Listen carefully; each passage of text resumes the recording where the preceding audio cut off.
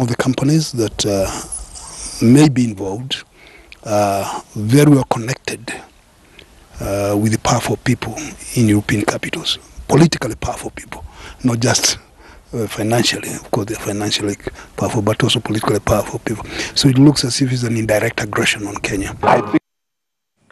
Professor Macharia there on the standoff between Kenya and Somalia. You're watching The Big Story. Thank you for staying with us. We're having this conversation with Professor Abdiwahab Sheikh Abdissamad, who's a regional affairs expert. John Gashia as well, who's a regional expert. We're speaking to him on phone on the same. Professor, let me begin with you. So Kenya has irreducible minimums on how exactly she would like this standoff to be resolved. So there are three. Kenya wants Somalia to pull down a map she had presented at an economic forum in London showing this disputed triangle as Somalis.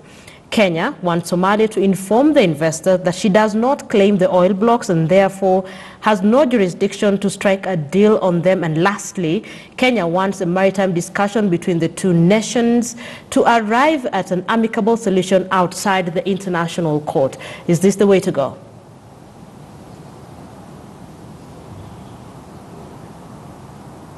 Mr. Abdiwahab, can you hear me? Yes, I can hear you.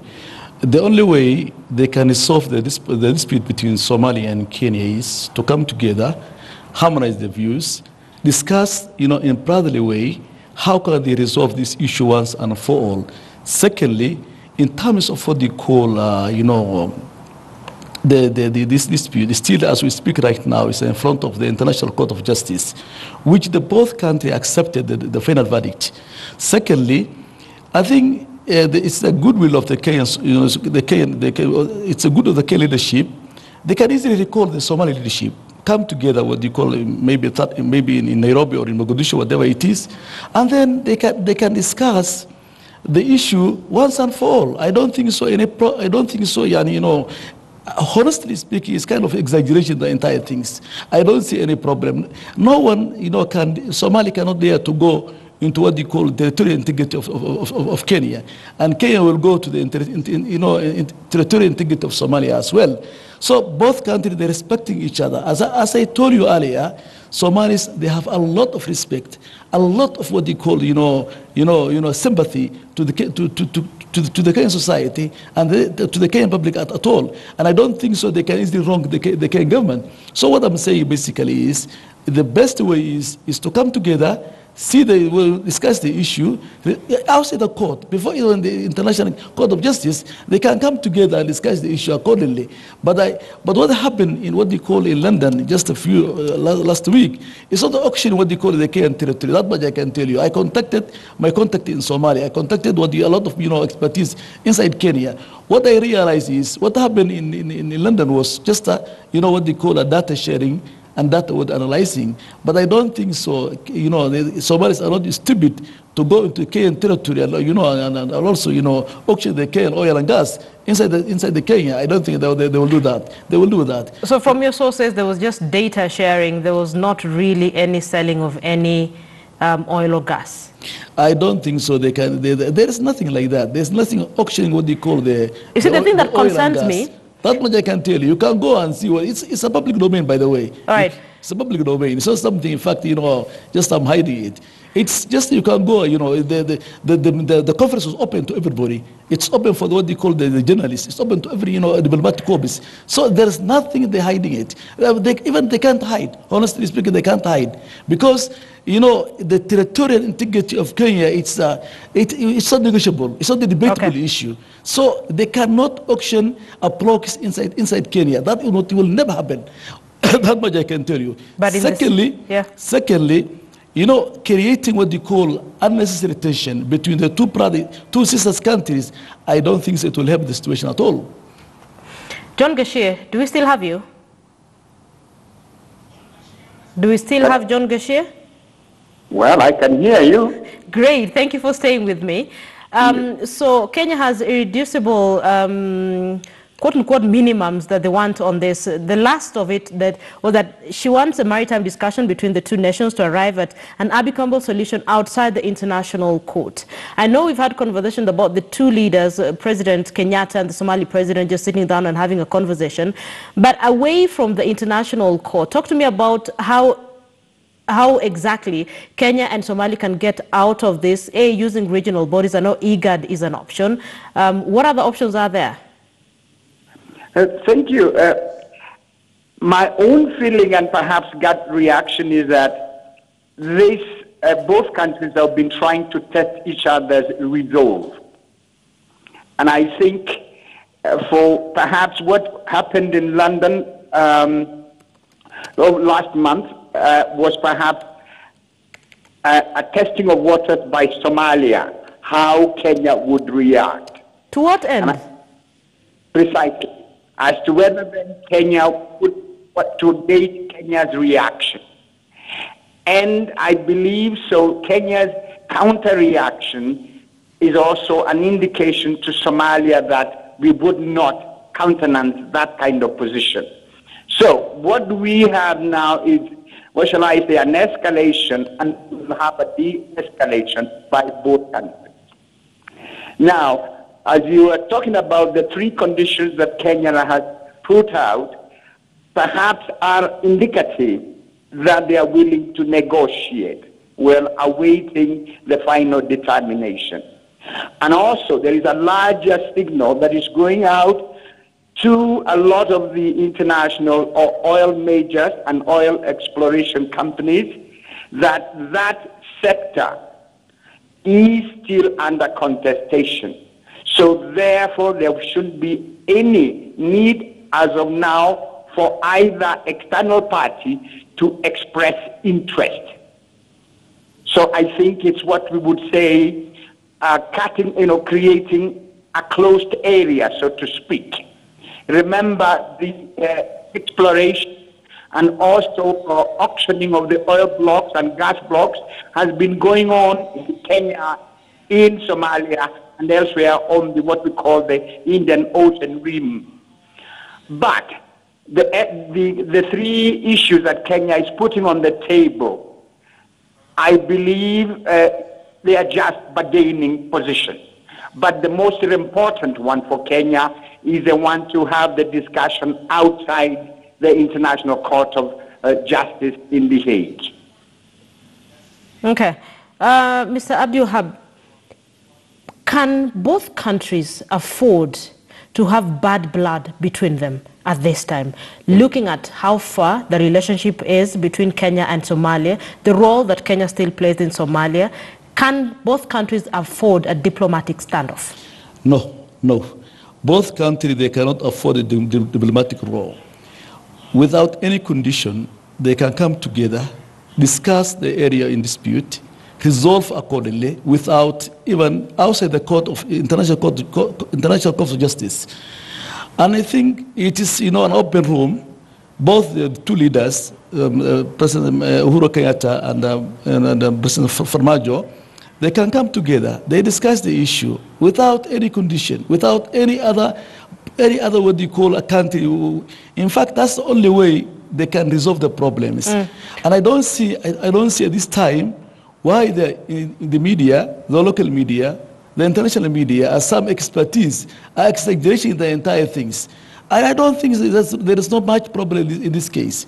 In this case, what we need is a wisdom leaders to come together, discuss the issue. No one cannot take the territorial integrity of Kenyan territorial integrity. No one cannot take it. No one cannot take for free. What I'm specifically saying is the only way forward is dialogue. Dialogue and dialogue. I know you're saying both countries cannot afford to have that diplomatic standoff. What's at stake? Because you're very well versed with what's happening in Kenya and Somalia. What's at stake? Look, Linda, as we speak right now, there is a significant number of Kenyan troops inside Somalia as a peacekeeping force.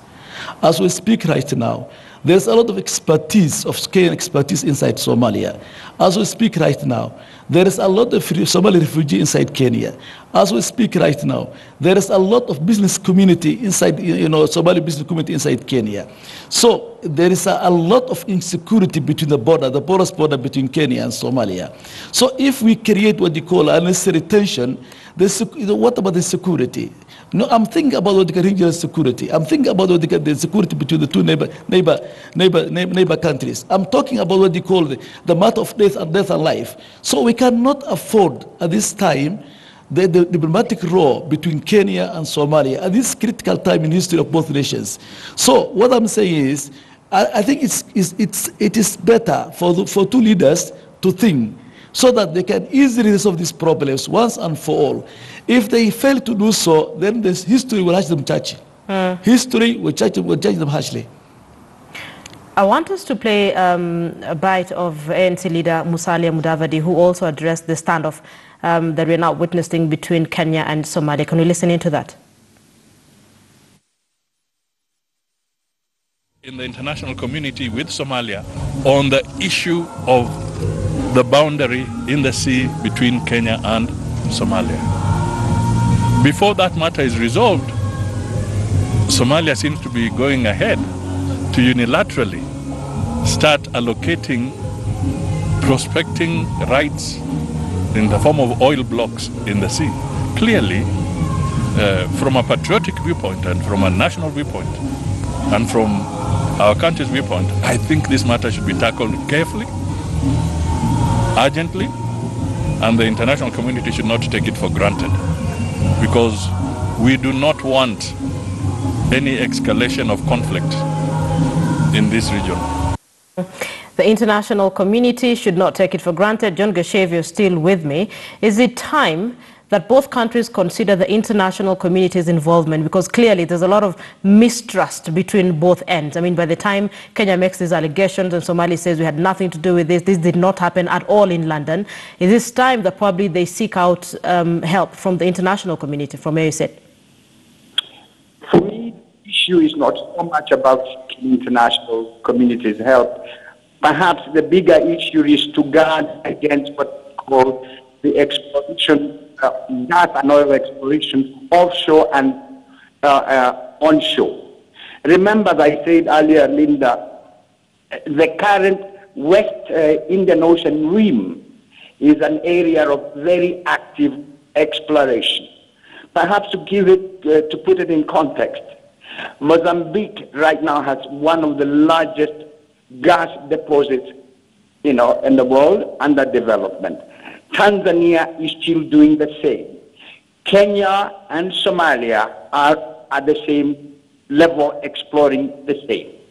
So what I am saying is that the interest by major oil companies, that is from China, Europe, and America, in having what we call sites within the region is something that we'll have to prepare for.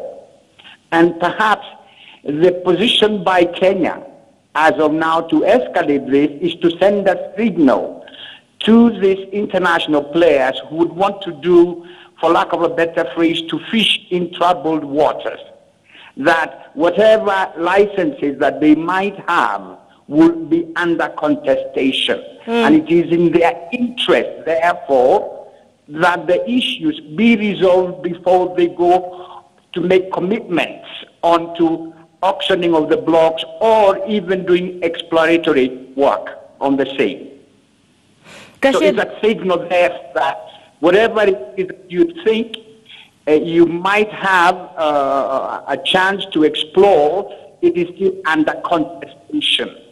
And it's a signal to the major players on the energy sector that until that issue has been resolved, it is inadvisable for anybody to then enter into any agreement on exploration or really to auction certain blocks, as it were. Gashir, there are those who seem to think that probably this conflict is being fueled in a way by multinationals with vested interests in both oil and gas. And I was, as Abdulsamad clearly put it, I mean, this thing is being reacted to. It's like reacting to something very small in a very big manner. Is that an argument you'd buy into?